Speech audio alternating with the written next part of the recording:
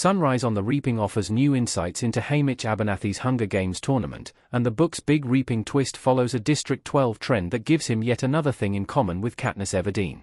The Hunger Games books feature no shortage of parallels between Haymitch and Katniss, both of whom have the same difficult personalities, similar family tragedies, and even similar attitudes and reactions towards things. As Haymitch's Flint Striker in the prequel suggests, he's the spark, while Katniss is the actual fire of the rebellion.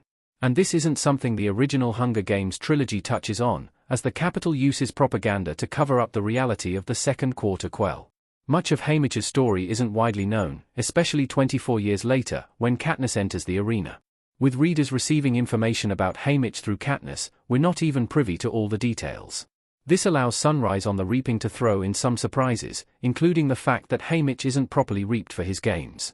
Sunrise on the Reaping reveals Haymitch wasn't really reaped for the 50th Hunger Games. He was illegally chosen for the Second Quarter Quell after a tribute was killed. It's not discussed or widely known during the Hunger Games, but Haymitch isn't actually called during the Reaping for the 50th Hunger Games tournament. District 12's escort at the time, Drusilla Sickle, pulls two other boys' names, Woodbine Chance and Wyatt Callow. Haymitch almost avoids the arena for another year, but Woodbine Chance tries to run away and is killed for it. Lenore Dove steps in to help the boy's mother, and Haymitch is then illegally reaped for attempting to protect her from the Peacekeepers. This revelation puts an unexpected twist on Haymitch's story in Sunrise on the Reaping, and it adds another layer of tragedy to it. It's bad enough that Reaping Day falls on Haymitch's birthday and that winning the games leads him to lose everyone he loves. The fact that it shouldn't have happened at all makes Sunrise on the Reaping's ending even more devastating. And while Katniss doesn't find herself in quite the same predicament, it's interesting that neither of them is properly chosen for the games. The new Hunger Games book gives Haymitch and Katniss another similarity with this detail. It's possible none of District 12's tributes were reaped. Katniss at a reaping in the Hunger Games. While Haymitch is illegally reaped after avoiding being called for the games, Katniss volunteers as tribute in 2008's The Hunger Games.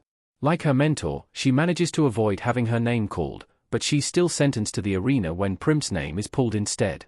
Katniss' courageous act of sacrifice kicks off a trend for Suzanne Collins's District 12 winners, too, as all three of her story's leads aren't reaped fair and square. Peter is the only District 12 winner who's thrown into the arena out of sheer chance. After all, The Ballad of Songbirds and Snakes heavily suggests that Lucy Gray's reaping is rigged, with Mayor Lip and his daughter plotting to send her to the 10th Hunger Games. This means Lucy, Katniss, and Haymitch all shouldn't have been in the arena, and it raises questions about how many other reapings are handled properly. Given that District 12 tends to get the short end of the stick, perhaps it makes sense that they face such unfair treatment. But as Sunrise on the Reaping and the other books prove, this doesn't always end in the Capitol's favor.